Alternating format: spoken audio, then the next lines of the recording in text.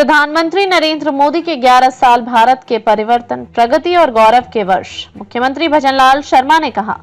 मुख्यमंत्री भजनलाल शर्मा ने प्रधानमंत्री नरेंद्र मोदी के 11 वर्षों की सेवा, सुशासन और गरीब कल्याण की अद्भुत यात्रा को भारत के लिए प्रगति और गौरव के कल्याणकारी वर्ष बताया। भाजपा प्रदेश कार्यालय में प्रेस वार्ता के दौरान मुख्यमंत्री भजनलाल शर्मा ने कहा कि प्रधानमंत्री नरेंद्र मोदी के दूरदर्शी नेतृत्व में भारत न केवल एक उभरती हुई शक्ति बन रहा है, बल्कि हमारा देश दुनिया की तीसरी बड़ी अर्थव्यवस्था बनने की राह पर तेजी से अग्रसर है।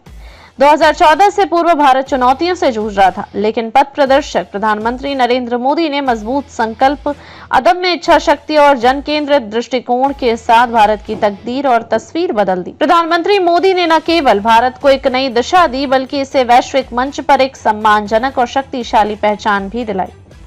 आज भारत की आवाज विश्व मंच पर न केवल आदर से सुनी जाती है, बल्कि उसका सम्मान भी किया जाता है। मुख्यमंत्री भजनलाल शर्मा ने कहा कि प्रधानमंत्री जी का सपना है कि भारत पुनः विश्व गुरु बने, जैसा कि वह प्राचीन काल में था। उनके नेतृत्व में भारत ने न केवल आर्थिक और तकनीकी प्रगति की, बल्कि अपनी सांस्कृतिक और आध्यात्मिक विरासत को पुनः स्थापित किया है। योग और आयुर्वेद को वैश्विक मंच पर सम्मान मिला और भारत की प्राचीन ज्ञान परंपरा आज विश्व को दिशा दिखा रही है। आज भारत एक ऐसी शक्ति है जो न केवल अपनी सीमाओं को सुरक्षित रखता है, बल्कि वैश्विक शांति और सहयोग के लिए भी काम करता है।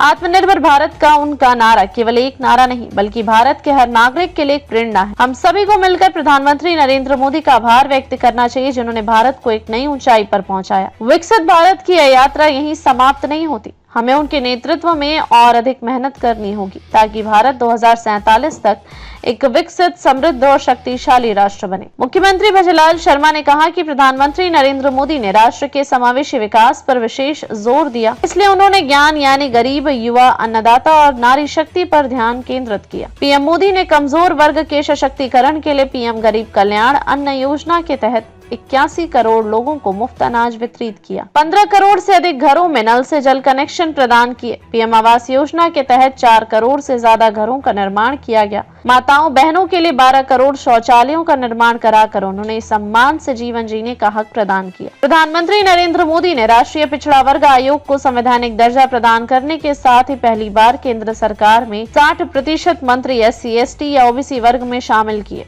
मुख्यमंत्री भजनलाल शर्मा ने कहा कि प्रधानमंत्री नरेंद्र मोदी ने 11 वर्षों के कार्यकाल में देश भर की 10 करोड़ से ज्यादा महिलाओं को स्वयं सहायता समूहों से जोड़ते हुए 3 करोड़ महिलाओं को लखपति दीदी बनाने का संकल्प लिया। किसानों के उत्थान के लिए मोदी सरकार ने अभिनव काम किए।